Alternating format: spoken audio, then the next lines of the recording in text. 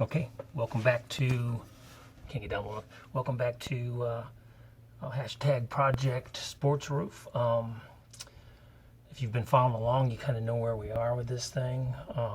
Heads were redone, been working on the interior, and a little bit of driving it's been doing. It started getting a knock in the lower end.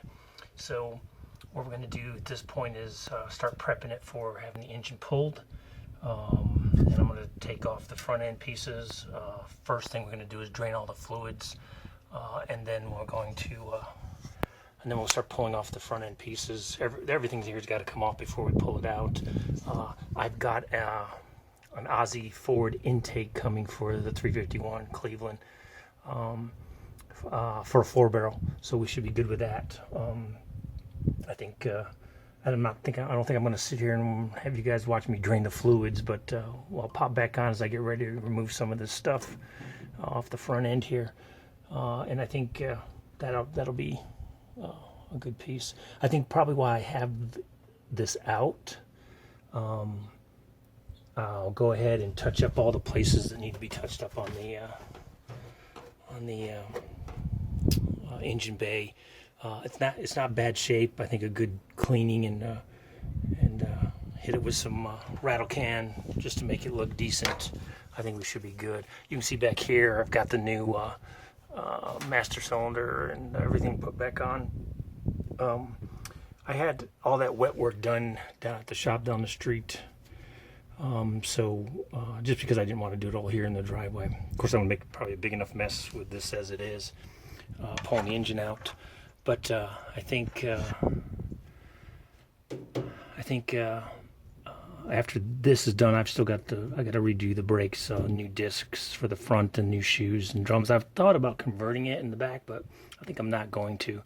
At some point, I've got to change out the rear end, or at least the seals, because it's leaking fairly good. So that's all going to happen. So stay tuned, and as this progresses, you'll get to see me tear down my first Cleveland.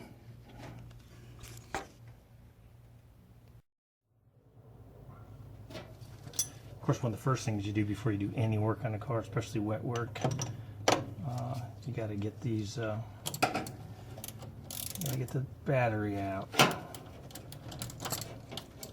I can tell you these kind of sockets that ratchet, they are perfect. These are Craftsman from Sears. No, I didn't get paid for telling you that, but they come off really good. And it's really handy in some of these tight places here.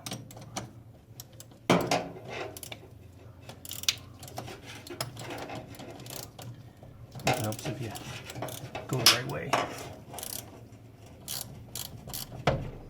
And it helps if you get the right size.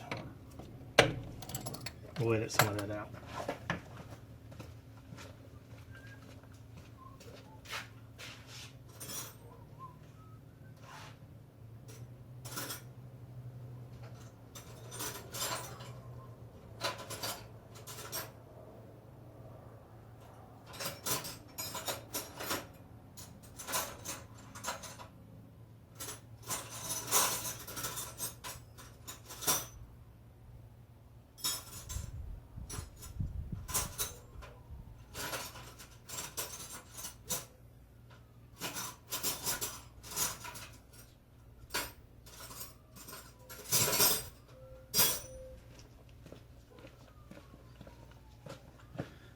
Okay, well, now let's talk about organization.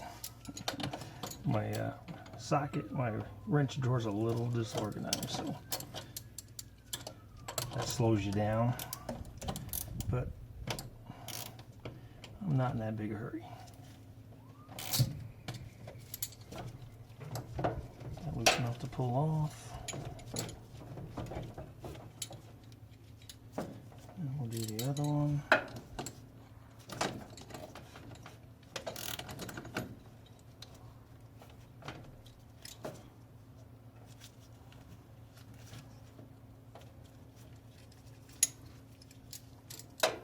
Sometimes you got to pry it a little bit. Get them off of there if you got them on good and tight, which I usually try to do. Alright. And here's a note for some of you guys restoring cars. This is the battery hold down. I've seen these for up to over $100 on eBay for original brackets. Now, I guess if you're doing a contours restoration, you should be worried about that. But as I've said many times on this video, that's not what we're doing here. So this one is a nice, I don't know, I think I paid $9 for it or something like that at I don't know, AutoZone. It does the job. It looks similar to the original. I just really think it's way overkill to spend that much on a battery hold down. I mean, I wouldn't do bungee cords either, but you know, that's just overkill. This nice rubber, you can see that twists, sits in there fine, but it's perfect.